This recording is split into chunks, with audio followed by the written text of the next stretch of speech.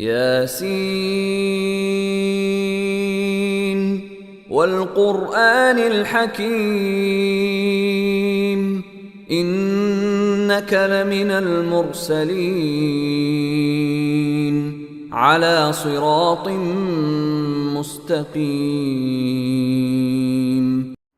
السلام عليكم ورحمة الله وبركاته. إن الحمد لله نحمده ونستعينه ونستغفره ونؤمن به ونتوكل عليه. أعوذ بالله من شرور أنفسنا من سيئات أعمالنا من يهده الله فلا مضل له ومن يضلل فلا هادي له.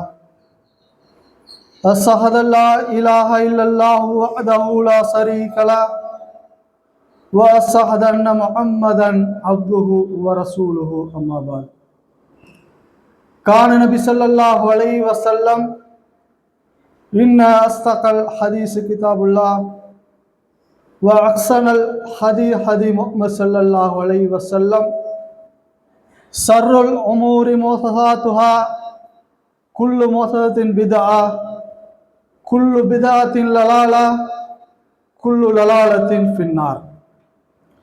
உங்களை ஒரே ஒரு ஆத்மாவிலிருந்து படைத்த உங்கள் இறைவனை அஞ்சிக் கொள்ளுங்கள் என்ற ஏக இறைவனின் எச்சரிக்கையும், அல்லாஹ்வை அஞ்ச வேண்டிய விதத்தில் அஞ்சுங்கள், நீங்கள் முஸ்லீமாக தவிர மரணித்து விடாதீர்கள் என்ற எல்லாம் வல்ல அல்லாஹ்வின் அறிவுரையையும் உங்களுக்கும் எனக்கும் நினைவுபடுத்தியவனாக இந்த ஜிம்மா உரையை ஆரம்பம் செய்கிறேன்.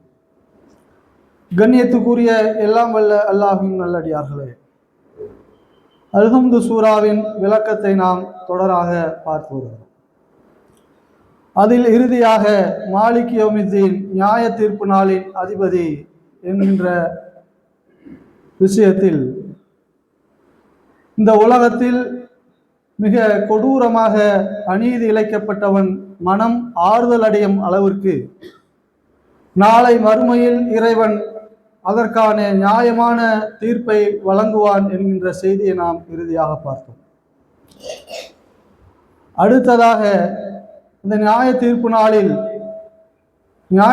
நாளின் அதிபதி இந்த உலகத்தில் வாழ்கிற நாம், இறை கட்டளையை புறக்கணித்து வாழ்கிற மனிதர்கள், இறை தூதரின் வழிகாட்டுதலை அலட்சியப்படுத்தி வாழ்கிற மனிதர்கள், இன்னும் ஒரு சாரார் இறைவனின் கட்டளையையும் இறை தூதரின் வழிகாட்டுதலையும் தன்னால் இயன்ற அளவுக்கு கடைபிடித்து வாழ்கிற மனிதர்கள், இவர்களுக்கான விசாரணையும் தீர்ப்பும், அவர்களுடைய நடவடிக்கைகளை இறைவன் எப்படியெல்லாம் பதிவு செய்து வைத்திருக்கிறான் என்பதையெல்லாம் திருமறை குர்ஆனிலே ஏராளமான செய்திகளை இறைவன் நமக்கு சொல்லி காட்டுகிறான். இறைவன் நாம் இந்த உலகத்திலே பிறந்ததிலிருந்து மரணிக்கிற வரை ஒரு மனிதன் செய்கிற அத்தனை செயல்களையும் எவ்வளவு அழகாக அற்புதமாக பதிவு செய்கிறான் என்பதை நாம் திருமறை குர்ஆனை படிக்கிற போது அதை நாம் ஒவ்வொரு நாளும் அந்த செய்திகளை படிக்கணும். அப்படி நம்ம படிச்சிட்டோம்னு சொன்னா இறை கட்டளையை அலட்சியப்படுத்தி விட்டு நம்மால் வாழ முடியாது. இறை தூதரின் வழிகாட்டுதலை அலட்சியப்படுத்தி விட்டு நம்மால் வாழவே முடியாது. அவ்வளவு நுணுக்கமாக, அவ்வளவு நுட்பமாக இறைவன் நமது செயல்களை, நமது நடவடிக்கைகளை பதிவு செய்கிறான். எப்படியெல்லாம் பதிவு செய்கிறான்? இறைவன் திருமறை குர்ஆனிலே சொல்லுகிற பல செய்திகளை நீங்கள் பாருங்கள். அதற்கு முன்பாக நாம் இந்த உலக வாழ்க்கை என்பது எதற்காக இறைவன் நமக்கு வழங்கி இருக்கிறான் என்பதை திருமறை குர்ஆனிலே சொல்லுகிற போது, ஹலக்கல் மௌத்த வல் ஹயாத்த லியப்லுவக்கும் அய்யுக்கும் அஹ்ஸனல் அமலா, உங்களுக்கு நான் வழங்கி இருக்கிற இந்த வாழ்க்கையும் மரணமும் எதற்கென்று சொன்னால், உங்களில் அழகிய செயலுக்குரியவர்கள் யார் என்பதை நாம் சோதித்து பார்ப்பதற்காக இந்த வாழ்க்கையையும் மரணத்தையும் நான் உங்களுக்கு வழங்கி இருக்கிறேன் என்று அழகாக இறைவன் சொல்லுகிறான். அப்ப இந்த ஒரு வசனம் நமக்கு போதும். நமக்கு இறைவன் வழங்கி இருக்கிற இந்த வாழ்க்கை எதற்காக, இந்த மரணம் எதற்காக என்பதை புரிந்து கொண்டால் நாம் செயல்கள் அழகாக இருக்கிறதா என்பதை சோதித்து பார்ப்பதற்குத்தான் இதை நான் கொடுத்திருக்கிறேன் என்று சொல்கிறான். நாளை அந்த மறுமை நாளை பற்றி, விசாரணை நாளை பற்றி இறைவன் திருமறை குர்ஆனிலே சொல்கிற போது சொல்கிறான், நம்ம இந்த உலகம்தான் நிரந்தரம், இந்த உலகத்திலே நம்ம சோபாகமாக வாழ்ந்து விட்டால் போதும், இந்த உலகத்திலே எல்லா இன்பங்களையும் பெற்று வாழ்ந்து விட்டால் போதும் என்று சொல்லி நாம் ஒரு நாளில் 24 மணி நேரத்தில் பெரும்பாலான நேரங்களை அதற்கு செலவழிக்கிறோமே. அவர்கள் புரிந்து கொள்வதற்காக இறைவன் நாளை மறுமையிலே நடைபெறுகிற ஒரு அழகான ஒரு செய்தியை சொல்கிறான் பாருங்கள். திருமறை குர்ஆனிலே அல்லாஹ் சொல்கிறான், பைனக்கும், அங்கே கூடியிருக்கிற மக்கள் எல்லாம் அவருக்குள்ளாக பேசிக்கொள்வார், ரகசியமாக பேசிக்கொள்வார்கள் என்கிற அல்லாஹ் சொல்றான். ரகசியமாக பேசுவார்கள். என்ன பேசுவார்கள்? இன் லப்ஸ்தும் இல்லா ஆசரா, இந்த உலகத்துல நம்ம ஒரு 10 நாள் வாழ்ந்திருப்போமா? மக்கள் பேசுவாங்களா, இந்த உலகத்துல நம்ம ஒரு 10 நாள் வாழ்ந்திருப்போமா? நம்ம இப்ப 70 ஆண்டுகள், 80 ஆண்டுகள், 90 ஆண்டுகள், 100 ஆண்டுகள் இந்த கால கடந்து போகிறது. ஆனால் அந்த நாளின் கொடுமையை பார்க்கிற அந்த மக்கள் பேசுவார்கள், நம்ம இந்த உலகத்துல ஒரு 10 நாள் வாழ்ந்திருப்போமா என்று மக்கள் பேசுவார்கள். மேலும் அல்லாஹ் சொல்றான், இது யகூலு அம்சலுஹும், சில அறிவாளிகள் சொல்லுவாங்களாம். அந்த சாதாரண மக்கள் ஒரு 10 நாள் சொல்லுவாங்க. சில அறிவாளிகள் என்ன சொல்லுவாங்க சொன்னா, இல்லா யௌமன், அவ்வளவுலாம் இருக்காது. சில அறிவாளிகள் சொல்லுவாங்களாம், 10 நாள்லாம் இருக்காதுப்பா, ஏதோ ஒரு நாள், அவ்வளவுதான், ஒரு நாள்ல பாதி, அவ்வளவுதான் நம்ம வாழ்ந்திருப்போம் என்று சில அங்க கூடியிருக்கிற மக்களில் அறிவாளிகள் சொல்வார்கள் என்று இறைவன் இந்த செய்தியை நமக்கு சொல்றான். நாளை மறும நாளில் அனைவரும் கூடியிருக்கிற அந்த நாளில், அந்த நாளை பற்றி சொல்கிற போது இந்த மக்கள் எல்லாம் ஒரு 10 நாள் இந்த உலகத்துல வாழ்ந்திருப்போம் என்று சொல்வார்கள். இல்ல அறிவாளிகள் சொல்வார்கள், இல்லப்பா, ஒரு நாள் அல்லது ஒரு நாள்ல பாதி, அவ்வளவுதான் நம்ம வாழ்ந்திருப்போம் என்று சொல்லுகிற அளவிற்கு அந்த நாள் மிக கடுமையாக இருக்கும் என்கிற செய்தியை நமக்கு சொல்றான். இப்ப இதுல நம்ம புரிஞ்சிக்கக்கூடிய செய்தி என்ன சொன்னா, ஒரு நாள் அரை நாள் வாழ்கிற தெரியக்கூடிய இந்த வாழ்க்கைக்காக நமது போராட்டம் எப்படி இருக்கிறது, எவ்வளவு முயற்சியோடு இருக்கிறது. இந்த முயற்சியில் 100ல் 1 பங்கேனும் நாளை அந்த நாளுக்காக நம்ம முயற்சி செய்கிறோமா என்பதை சிந்திப்பதற்காக இறைவன் இந்த செய்தியை நமக்கு சொல்லி காட்டுறான். அடுத்தது, அந்த நாளில் நியாய தீர்ப்பு நாள், அந்த நாளில் இறைவன் எவ்வளவு நீதமாக, எவ்வளவு நுணுக்கமான ஒரு நீதியை இறைவன் நமக்கு வழங்குவான், எப்படியெல்லாம் நமது தவறுகளை அல்லது நன்மைகளை பதிவு செய்து நமக்கு காட்டுவான் என்கிற செய்தியெல்லாம் இறைவன் திருமறை குர்ஆனில் சொல்லுகிற செய்தியை நம்ம படிச்சு பார்க்கணும். அவ்வளவு அற்புதமான, நம்மால் அதிலிருந்து மீள முடியாத இந்த உலகத்துல அதெல்லாம் படிச்சு ஆழமா புரிஞ்சுக்கிட்டோம்னு சொன்னா நிச்சயமாக இவ்வளவு பொடுபோக்காக நம்மால் வாழவே முடியாது என்று சொல்கிற அளவிற்கு அவ்வளவு நுட்பமான செய்திகளை இறைவன் நமக்கு சொல்றான். என்ன சொல்றான்? ஹாதா கிதாபுனா, இதுதான், இது இது இது இது ஒரு புத்தகம், இது நமது புத்தகம். அல்லாஹ்ட்ட ஒரு புத்தகம் இருக்குது. அலைக்கும் பி ஹக்கி, அது உண்மை பேசக்கூடிய புத்தகம். என்னிடத்திலே ஒரு புத்தகம் இருக்கிறது, அல்லாஹ் சொல்றான், அது உண்மை பேசக்கூடிய புத்தகம். இன்னா குன்னா நஸ்தன்சிஹு மா குந்தும் தஅமலூன், நீங்கள் செய்து கொண்டிருந்ததை நாம் பதிவு செய்கிறோம். அந்த புத்தகத்துல நீங்க என்ன செய்து கொண்டிருக்கிறீர்களோ அதையெல்லாம் நாம் பதிவு செய்கிறோம். இந்த உலகத்துல நம்ம என்னென்ன செய்யறோமோ அத்தனையும் பதிவு செய்கிறோம் அப்படின்னு அல்லாஹ் சொல்றான். வேறு என்ன சொல்றான்? வகுல்லி சஹீரனா வ கபீரனா முஸ்தரின், நீ சின்னதோ பெருசோ அத்தனையும் அந்த புத்தகத்திலே பதிவு செய்யப்பட்டிருக்கிறது. ஒவ்வொரு சிறியதாக இருந்தாலும் சரி, பெரியதாக இருந்தாலும் சரி, அத்தனையும் அதிலே பதிவு செய்யப்பட்டிருக்கிறது என்று அல்லாஹ் சொல்லிவிட்டு சொல்கிறான். வலதைனா கிதாபுன் என்தகு ஃபில் ஹக்கி, உண்மை பேசுகிற ஏடு நம்மிடத்திலே இருக்கிறது. வஹும் லா யலமூன், சிறிதளவும் அநீதி இழைக்கப்படாது. நீங்க செய்யக்கூடிய அத்தனை செயலும் அந்த புத்தகத்திலே பதிவு செய்யப்படுகிறது. அது சின்னதாக இருந்தாலும் சரி, பெருசாக இருந்தாலும் சரி, அத்தனையும் நாம் பதிவு செய்து வைத்திருக்கிறோம். பதிவு செய்து வச்சுன்னா என்ன? அதனால் உங்களுக்கு சிறிது அளவும் அநீதி இழைக்கப்படாது என்று அல்லாஹ் சொல்றோம். அல்லாஹ்ட்ட ஒரு புத்தகம் இருக்குது, அதுல நம்முடைய செயல் அத்தனையும் பதிவு செய்திருவோம். அது ஒரு பக்கம், இது ஒரு ரெக்கார்டாச்சா. அடுத்து என்ன சொல்றான்? நுக்ரிஜு லஹு யௌமன் கியாமா கிதாபுன் எல்ஹகு மன்சூரா, ஒவ்வொரு மனிதனுடைய கழுத்திலும் நாம் ஒரு பதிவேட்டை தொங்க விட்டிருக்கிறோம். சிந்திச்சு பாருங்க, ஒவ்வொருடைய மனிதனின் கழுத்திலும் உங்களுடைய பதிவேடு தொங்க விடப்பட்டிருக்கிறது. அல்லாஹ் ஒரு கிதாபுல பதிவு செஞ்சிட்டு இருக்கான், அது தனி. அது சின்னதோ பெருசோ அத்தனையும் பதிவு செய்யப்பட்டுரும். அதையும் தாண்டி இறைவன் என்ன சொல்கிறானா, அவர்கள் கழுத்துல ஒரு பதிவேட்டை நான் தொங்க விட்டுருக்கேன். நம்ம இன்னைக்கு விஞ்ஞானம் என்ன சொல்லுது? இந்த மூளையில இருந்துதான் எல்லா செயலுக்கும் கமாண்ட் போகணும், தகவல் போகணும். இங்க இருந்து தகவல் வந்தாதான் கை வேலை செய்யும், கால் வேலை செய்யும், கண்ணு வேலை செய்யும், மூக்கு வேலை செய்யும். எல்லாமே இந்த மூளையில இருந்தா எல்லாத்துக்கும் போகணும். இப்ப இன்னைக்கு இந்த டெலிபோன் எப்படி பயன்படுத்துறான்? நம்ம இங்க இருந்து ஒருத்தர் பேசுறோம், ஒரு மெசேஜ் அனுப்புறோம், ஒரு வாட்ஸ்அப் மெசேஜ் அனுப்புகிறோம், என்ன ஆகும்? அது அங்கே போய் அந்த டவரில் பதிவாகி தான் அவன் இந்த எந்த எந்த கம்பெனிதோ அங்கே போய் பதிவாகி அப்புறம் தான் நமக்கு இங்கே வரும். இப்போ நான் ஒருத்தருக்கு ஃபோன் அடிக்கிறேன்னா நேரம் அவருக்கு போகாது, எந்த இதில் அவன் வச்சிருக்கானோ அதுக்கு போய் பதிவாகி அப்புறம் தான் அவருக்கு போகும். எந்த மெசேஜாக இருந்தாலும் சரி, பேசுகிறதா இருந்தாலும் சரி, மெசேஜ் அனுப்புனாலும் சரி, வீடியோ அனுப்புனாலும் சரி, அங்கே பதிவாகி தான் அடுத்து போகும். அப்போ அல்லாஹ் என்ன சொல்கிறான்னா, இங்கேருந்து கமாண்டு போச்சுன்னு சொன்னுங்க, இங்கே பதிவாகிட்டு தான் அதுக்கப்புறம் போகும். நீ கையால் ஒரு செயல் செய்கிறியா, நன்மையை செய்கிறியா, ஒரு தர்மம் செய்கிறியா, இங்கே பதிவாயிடும். அதுக்கப்புறம் தான் கைக்கு தகவல் போகும், அந்த தர்மத்தை செய்யும். அல்லது ஒரு பாவம் செய்கிறியா, இங்கே பதிவாயிடும். பதிவானதுக்கு அப்புறம் தான் இந்த கைக்கு அந்த பாவத்துக்கான கமாண்டு போகும். அப்படி அல்லாஹ் என்ன சொல்றான், ஒவ்வொருவருடைய கழுத்திலும் நான் பதிவேட்டை தொங்க விட்டு இருக்கிறேன், அங்கே பதிவு செய்யப்படும் என்று சொல்றான். சொல்லிட்டு என்ன சொல்றான், நாளைக்கு மறுமையில எல்லாம் இப்ப நிப்பம் இல்ல, இக்கரக்க கித்தாபுக்க, உன் புத்தகத்தை நீயே வாசிப்பார். நாளைக்கு அந்த புத்தகம் எப்படி இருக்கும்? இதெல்லாம் இன்னைக்கு சிப்பு வச்சிருக்கோம், சிம்மு வச்சிருக்கோம், மெமரி வச்சிருக்கோம். அந்த ஒரு மெமரி எவ்வளவு ஜிபி வச்சிருக்கோம், அதுல எவ்வளவு விஷயத்தை பதிவு பண்றோம். இப்போ 60 ஆண்டுகள் 70 ஆண்டுகள் ஒரு மனிதன் வாழ்கிறான்னு சொன்னா, அவன் 70 ஆண்டுகளில் என்னென்ன செயலெல்லாம் செய்தானோ அத்தனையும் இங்கே பதிவு செய்யப்படும்.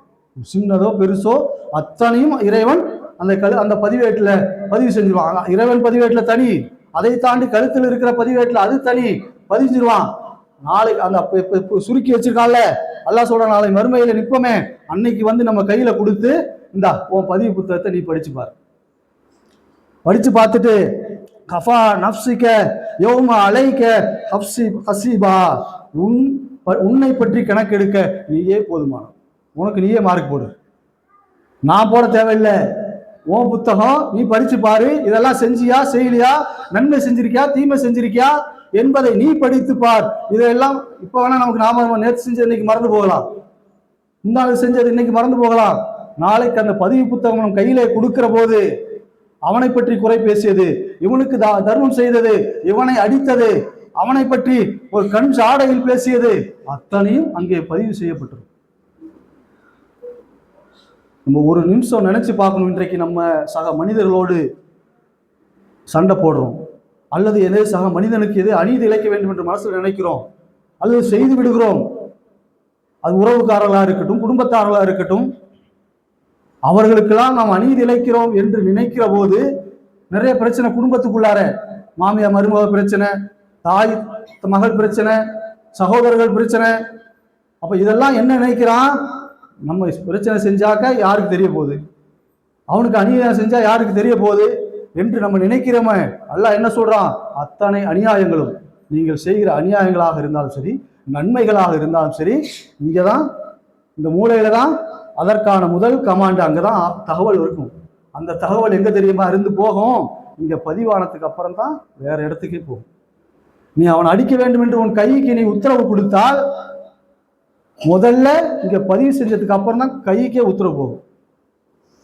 அல்லது அடுத்தவன் பொருளை அபகரிக்க வேண்டும், இந்த கையால் அபகரிக்க வேண்டும் என்று நினைத்தால் இங்க இருந்து கமாண்டு கைக்கு வருவதற்கு முன்பாக இந்த கழுத்திலே இருக்கிற பதிவேட்டிலே பதிவு செய்யப்பட்ட பிறகுதான் கைக்கு உத்தரவு போகும்.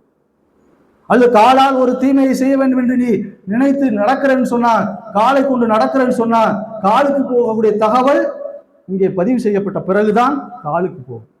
அப்படி அல்லாஹ் சொல்றான், அப்படி வைத்திருக்கிற அந்த புத்தகத்தை நாளை மறுமையில் உனக்கு கையிலே கொடுப்போம், அதை நீ படித்து பார்ப்ப, படித்து பார்த்துட்டு உனக்கு நீயே மார்க் போடு என்று அல்லாஹ் சொல்லுவான் என்று சொல்கிறான்.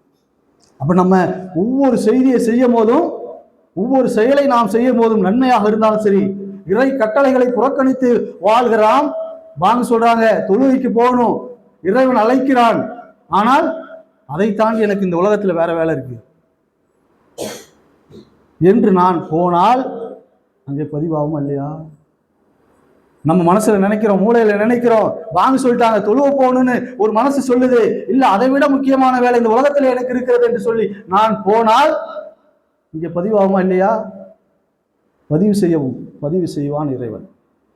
அல்லது நான் ஒரு தர்மம் செய்யணும், ஒருத்தனுக்கு நன்மை செய்யணும், ஒருத்தனுக்கு ஏதேனும் உதவி செய்ய வேண்டும் என்று நான் நினைத்தால் அதற்கான கட்டளை மூளையிலிருந்து வருகிற போது இங்கே பதிவு செய்யப்பட்டு விட்டு அதுக்கப்புறம் தான் கைக்கோ அல்லது வேற எங்கோ செல்லும். அப்ப பதிவு செய்யப்படுகிறது என்று நாம் எண்ணத்தோடு வாழ்ந்தால் என்னுடைய ஒவ்வொரு செயலும் இப்படி பதிவு செய்யப்படும், என்னுள் இருந்து பதிவு செய்யப்படுகிறது என்ற சிந்தனையோடு நான் வாழ்ந்தால் எந்த தவறை என்னால் செய்ய முடியும்? எப்படி இறை கட்டளை புறக்கணித்து இந்த உலகத்திலே நான் வாழ முடியும்? எப்படி அல்லாஹ்வின் தூதரனின் வழிகாட்டுதலை புறக்கணித்து விட்டு என்னால் வாழ முடியும்? சிந்தித்து பாருங்கள். அப்ப நம்ம இது ஆழமாக திருமறை குரானை எடுத்து நாம் தினமும் கொஞ்சமே படிச்சு பார்க்கணும். ஒரு வசனத்தையே இந்த திருமறை குரான் வசனத்தை நான் நம்பர் சொல்றேன், அதை நீங்கள் எடுத்து படிச்சு பாருங்க. கொஞ்சம் ஒரு நாளைக்கு அதை மறுபடியும் ஒரு 2-3 தடவை உங்களுக்கு புரிகிற வரையில் நீங்க படிச்சு பாருங்க. எவ்வளவு ஒரு ஆழமான விஷயத்தை இறைவன் சொல்கிறான். இந்த செய்தியை நம்ம ஆழமாக புரிந்து விட்டால் நிச்சயமாக நாம் தீமைகளோடு இந்த உலகத்திலே வாழ முடியாது என்பதை நாம் புரிந்து கொள்ள வேண்டும். அடுத்ததா என்ன சொல்றான்? நம்ம கையில புத்தகத்தை கொடுப்பான். அந்த புத்தகத்தை பார்த்தவன் அப்படியே நடுநடுங்கி போயிடுவானா. நடுநடுங்கி போய் அவன் சொல்லுவானா, யாழைத்தனா எக்கூலு, எனக்கு இது நேர்ந்த கொடுமையே, எனக்கு வந்த அநியாயமே, மாலி ஹாதா கிதாப், இது என்ன கிதாப் இது? அவன் அந்த கிதாபை கையில வாங்கணும். அதை பார்த்தவன் அப்படியே நடுநடுங்கி போயிடுவான். நடுநடுங்கி போய் சொல்லுவானாம், எனக்கு நேர்ந்த கேடு, இது என்ன கிதாப் இது? லா ஹாதி சஹீரனாவா கபீரனா, ஒரு சின்னதையும் உடல பெருசையும் உள்ள எல்லாமே பதிவு செய்யப்பட்டிருக்கிறது, எல்லா செயலும் அதில் பதிவு செய்யப்பட்டிருக்கிறது என்று அவன் நடுங்கி போயிடுவான் என்று அந்த வேதத்தை அந்த கிதாபை பற்றி இறைவன் சொல்கிற செய்தியை நாம் பார்க்கிறோம். இது சும்மா ஏதாவது அல்லாஹ் பதிவு செய்யறதில்லை, எதை அதில் பதிவு செய்திருப்பான் என்று சொன்னா, வஜிது மா அமிலு ஹாதிரா, அவர்கள் செய்ததைத்தான் அங்கே பதிவு செய்யப்பட்டிருக்கும்.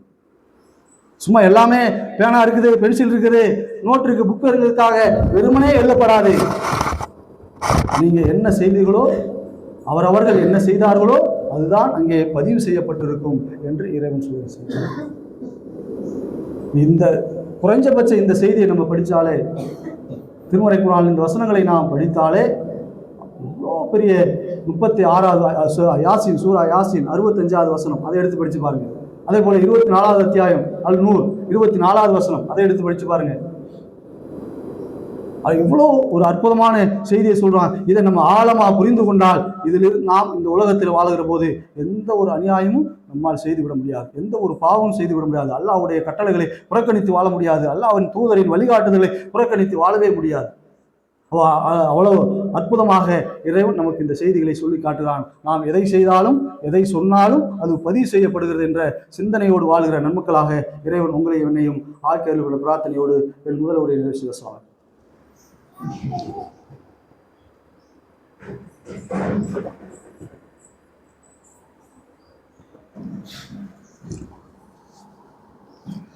அல்ஹம்துலில்லாஹி ரப்பில் ஆலமீன் வஸ்ஸலாத்து வஸ்ஸலாமுல் காத்திமில் அன்பியா வல் முர்சலீன்.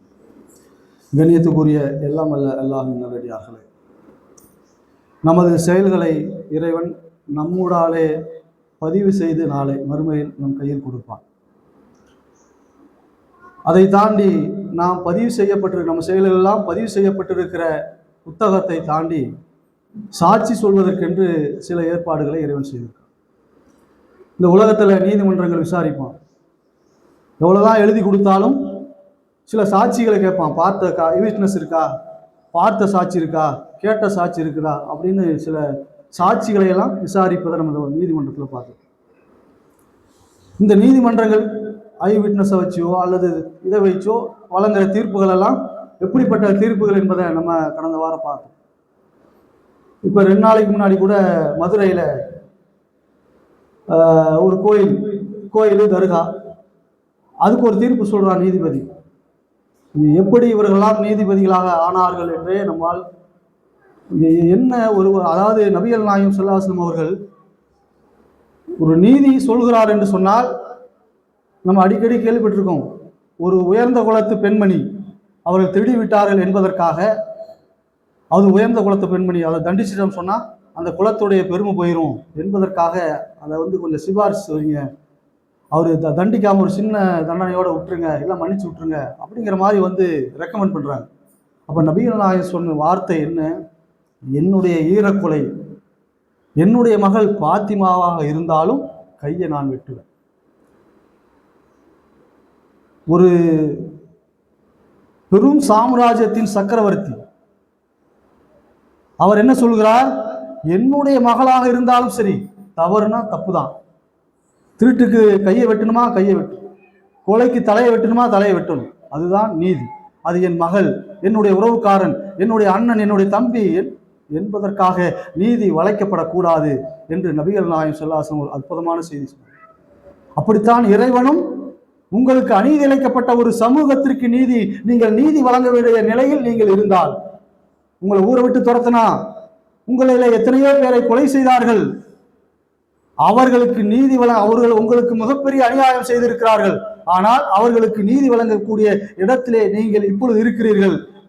ஆனால் அவர்கள் உங்களுக்கு அநியாயம் செய்தார்கள், அவர்கள் மீது உங்களுக்கு வெறுப்பு இருக்கிறது, பகை இருக்கிறது, கோபம் இருக்கிறது என்பதற்காக நீதி வழங்குவதற்கு நீங்கள் தவறி விடாதீர்கள் என்று சொன்னவன் இறைவன். ஆனால் இன்றைக்கு எப்படி தெரியுமா நீதி வழங்குறான்? சம்பந்தமே இல்லாமல் ஒரு அளவெடுத்து போட்டிருக்க கல்லுல போய் நான் தீபம் ஏற்றணும்னு சொல்றான். அங்க தர்கா இருக்குது, கோயில் இருக்குது. இந்த இடத்துல தீபம் ஏற்றினா பஞ்சாயத்து வரும், பிரச்சனை வரும், 2 சமுதாயத்திற்கு சண்டை வரும் என்று தெரிந்து கொண்டே அதற்கு எந்த ஆதாரமும் இங்கே இத்தனை காலங்கள் தீபம் ஏற்றவில்லை என்ற ஆதாரங்களை எல்லாம் ஒப்படைத்த பிறகும் நீதி படித்த நீதிபதி என்ன சொல்றான்னு சொன்னா அங்கதான் ஏற்றணும், பிரச்சனை கிளப்புறோம், பத்திக்கிட்டு எரியுது, பிரச்சனையா இருக்கு. அப்ப நீதிமன்றங்கள் இருக்கிறவர்கள் என்ன, என்னுடைய சமுதாயம், என்னுடைய ஜாதி, என்னுடைய கடவுள், என்னை சேர்ந்தவன், அவனுக்கென்று எப்படி அவனுக்கு அநீதி இழைத்தாலும் பரவாயில்லை, அடுத்த சமுதாயத்துக்காரனுக்கு அநீதி இழைத்தாலும் அவனுக்கு அநியாயமானாலும் பரவாயில்லை, என்னுடைய சமுதாயத்துக்காரன் பாதிக்கப்படக்கூடாது, என்னுடைய சமுதாயத்துக்காரன் எவ்வளவு அநியாயமாக கேட்டாலும் பரவாயில்லை, அவனுடைய ஆசையை நிறைவேற்றணும் என்பதற்காக நீதி வழங்குகிற நீதிபதிகளுக்கு முன்னால் இறைவன் நாளை மறுமையிலே வழங்குகிற நீதி எப்படி இருக்கும் என்று சொன்னால், நம்முடைய அத்தனை செயல்களையும் பதிவு செய்துவிட்ட பிறகு மீண்டும் இறைவன் சாட்சிகளை கொண்டு வருவான். எப்படி சாட்சிகளை கொண்டு வருவான் சொன்னா அல்லாஹ் அதையும் சொல்றான் பாருங்க. யௌம தஸ்அது அலைக்கும் அல்சினத்தும் வ ஐதீஹும் வ அர்ஜுலுஹும் பிமா கானூ யஅமலூன். அந்நாளில் அவர்கள் செய்தது குறித்து அவர்களின் நாவும் கைகளும் கால்களும் பேசும். யார சாட்சி ஆக்குறான்? இந்த அவரு உங்களுக்கு சாட்சி, இவரு உங்களுக்கு சாட்சி, பக்கத்து வீட்டுக்காரன் சாட்சி, எதிர்த்த வீட்டுக்காரன் சாட்சி அல்ல. யார் சாட்சி? அவர்களின் கால்கள் பேசும், அவர்களின் கைகள் பேசும், அவர்களின் நாவு பேசும். அடுத்தவன் சாட்சி சொன்னா பொய் சொல்லிட்டான், பிரட்டி சொல்லிட்டான் என்று நீ சொல்லுவ. உன்னிடத்தில் இருக்கிற உன் நாவு உனக்கு எதிராக பேசும், உன்னிடத்தில் இருக்கிற உன் கை பேசும், கால் பேசும், நீ என்ன செஞ்ச என்பதை பேசும் என்று சொல்லி இறைவன் திருமறை குர்ஆனிலே சொல்றான். மேலும் சொல்றான் இறைவன், அன்றைக்கு உங்கள் வாய்களுக்கு சீல் வச்சிருவோம், வாய்க்கு சீல் வச்சிருவோம். ஒரு இடத்துல நாவு பேசும் சொல்றான், இன்னொரு இடத்துல என்ன சொல்றான்? உங்கள் வாய்க்கு சீல் வச்சிருவோம். சீல் வச்சதுக்கு அப்புறம் எது தெரியுமா பேசும்? உங்கள் கைகள் நீங்கள் செய்து கொண்டிருந்தது பற்றி பேசும், உங்கள் கால்கள் நீங்கள் செய்து கொண்டிருந்தது பற்றி பேசும், உங்கள் தோள்கள் நீங்கள் செய்து கொண்டிருந்தது பற்றி பேசும். அப்ப அவன் கேட்பானா, எப்பா தோலை பார்த்து கேட்பானா மனிதன், என்னப்பா என் கூட இருந்துட்டு நான் உன்னை எப்படி மேக்கப் போட்டு உனக்கு கிரீம் எல்லாம் போட்டு எப்படி அழகா வச்சிருந்தேன், சோப்பெல்லாம் போட்டு கழுவி வச்சிருந்தேன், நான் எவ்வளவு பாதுகாப்பா உன்னை பார்த்துக்கிட்டேன் என்று அந்த தோலை போய் நாளைக்கு சொல்லும் போது சொல்லுவான், எனக்கு எதிராக நீ சாட்சி சொல்றியே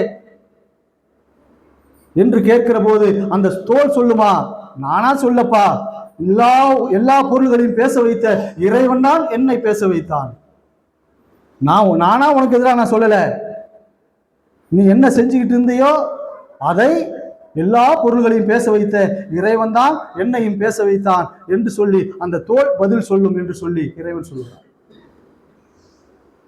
அப்ப நம்ம இன்னும் மேல அல்லாஹ் சொல்லும் போது சொல்றான், நீ அல்லாஹ்வுக்கு தெரியாம நிறைய செஞ்சிடலாம்னு நினைக்கிறீங்க. இப்படி நம்ம நிறைய விஷயங்கள் அப்படித்தானே இருக்கு. 4 ரூமுக்குள்ள செஞ்சா அல்லாஹ்வுக்கு தெரியாது, யாரும் பார்க்காம ஒரு காட்டுக்குள்ள போய் செஞ்சா யாருக்கும் தெரியாது, அல்லாஹ்வுக்கு தெரியாது. அல்லாஹ் அதை சொல்லும் போது அழகா சொல்றான் பாருங்க. திருமறை குர்ஆன் வசனத்தை எடுத்து படிச்சு பாருங்க. அல்லாஹ் சொல்றான் 40வது அத்தியாயம் 20, 21, 22, 41வது அத்தியாயம் 20, 21, 22. அல்லாஹ் சொல்றான், நீ அல்லாஹ்வுக்கு தெரியாம நிறைய விஷயங்களை செஞ்சுட்டோன்னு நீ நினைக்கிறல்ல, சரி ஒரு அப்படியே வச்சுக்கோ, அல்லாஹ்வுக்கு நான் செஞ்சது தெரியாதுன்னு நினைக்கிறேன். உன்னிட்ட இருக்கிற கை, உன்னிட்ட இருக்கிற கால், உன்னிட்ட இருக்கிற தோல், உன்னிட்ட இருக்கிற கண்ணு, இதுக்கெல்லாம் தெரியாம நீ ஏதாவது செய்ய முடியுமா? அல்லாஹ் கேட்கிறான். எவ்வளவு அற்புதமான ஒரு செய்தி கேட்கலாம் பாருங்க. இன்னைக்கு நமது உள்ளம் சொல்கிறது, 4 ரூமுக்கு முன்னால வச்சு செஞ்சிட்டோம் சொன்னா அல்லாஹ்வுக்கு தெரியாதுன்னு நம்ம நினைக்கிறோம். எத்தனை வசனங்கள் சொன்னாலும் உங்கள் உள்ளங்கள் என்ன நினைக்கிறது என்பதை அல்லாஹ் அறிவான் என்கிற வசனத்தை நாம் படித்தாலும், நீங்கள் எதை செய்தாலும் அல்லாஹ்வுக்கு தெரியாமல் செய்ய முடியாது என்கிற வசனத்தை நாம் படித்தாலும், இன்னும் எத்தனையோ வசனங்கள் நீங்கள் அல்லாஹ்வுக்கு தெரியாமல் கடுகளவும் நீங்கள் எந்த செயலையும் செய்துவிட முடியாது என்ற வசனங்கள் எல்லாம் நாம் படித்தால் கூட அல்லாஹ்வுக்கு தெரியாமல் நாம் நிறைய செய்கிறோம் என்பதை நாம் நினைச்சுக்கிட்டு தான் இருக்கும். ஒவ்வொரு மனிதனும் நினைச்சுக்கிட்டு தான் இருக்கும். அது அல்லாஹ் சொல்றான், நீங்க நினைக்கிறீங்க அல்லாஹ்வுக்கு தெரியாம நிறைய செஞ்சிட்டோம்னு நினைக்கிறீங்க, பரவாயில்ல வச்சுக்க அப்படியே. ஆனால் உன்னோடு இருக்கிற உன் தோளுக்கு தெரியாமல், உன்னோடு இருக்கிற உன் கைக்கு தெரியாமல், உன்னோடு இருக்கிற உன் காலுக்கு தெரியாமல், உன்னோடு இருக்கிற உன் பார்வைக்கு உன் கண்ணுக்கு தெரியாமல் நீ எதையேனும் செய்துவிட முடியுமா? அல்லாஹ் கேட்கிறான். இந்த வசனங்கள்லாம் நாம் படிக்கிற போது நிச்சயமாக நமது உள்ளம் மிகப்பெரிய ஒரு மாற்றத்திற்கு வரணும். அது வந்தால் மட்டும்தான் நாம் இறையச்சமுடையவர்களாக, திருமறை குர்ஆனை நம்பக்கூடியவர்களாக, நாளை மறுமையை நம்பக்கூடியவர்களாக இருக்க முடியும். நாளை இதெல்லாம் சாட்சியாக வைத்து இறைவன் ஒரு பக்கம் பதிவு செய்கிறான், நம்மிடத்திலே இருந்து ஒரு கிதாபை வச்சு பதிவு செய்கிறான். அதை தாண்டி உன் கால்களும் உன் கைகளும் உன் நாவுகளும் அங்கே நாளை மறுமையிலே நீ செய்ததை பற்றி சாட்சி சொல்லும் என்று வேற சொல்கிறான். இதையெல்லாம் தாண்டி இந்த உலகத்திலே நாம் எந்த ஒரு தீமையும் செய்துவிட முடியாது. நீங்கள் கடுகளவு நன்மை செய்தாலும் அதுவும் பதிவு செய்யப்பட்டிருக்கும் ஏதோ ஒரு இடத்தில். எல்லா இடத்திலும், ஒரு இடத்துல இல்லை, எல்லா இடத்திலும் இறைவன் ஏட்டிலும் பதிவு செய்யப்பட்டிருக்கும். நம் கழுத்திலே இருக்கிற அந்த பதிவேட்டிலும் பதிவு செய்யப்பட்டிருக்கும். கைகளால் செய்திருந்தால் கை பதிவு செய்திருக்கும், கால்களால் செய்திருந்தால் கால் பதிவு செய்திருக்கும், கண்ணுகளால் செய்திருந்தால் கண்கள் பதிவு செய்திருக்கும். அப்ப நம்முடைய பதிவுகள் எல்லாம் நன்மையாக மாற வேண்டும் என்று சொன்னால் நிறைய நல்ல காரியங்களை, நல்ல அமல்களை, வணக்க வழிபாடுகளை செய்து நாளை விசாரணை நடைபெறுகிற அந்த நாளில், நியாய தீர்ப்பு நாளின் அதிபதியின் முன்னால் நாம் நன்மைகளை நிறைய சேகரித்தவர்களாக மாற வேண்டும் என்ற நன்னோக்கோடு இந்த செய்தியை உங்களிடத்திலே பகிர்ந்து கொள்கிறேன். எனவே அப்படி நடக்கக்கூடிய நன்மக்களாக இறைவன் உங்களையும் என்னையும் ஆக்க பிரார்த்தனையோடு என் உரையை நிறைவு செய்ய. அஸ்ஸலாமு அலைக்கும்.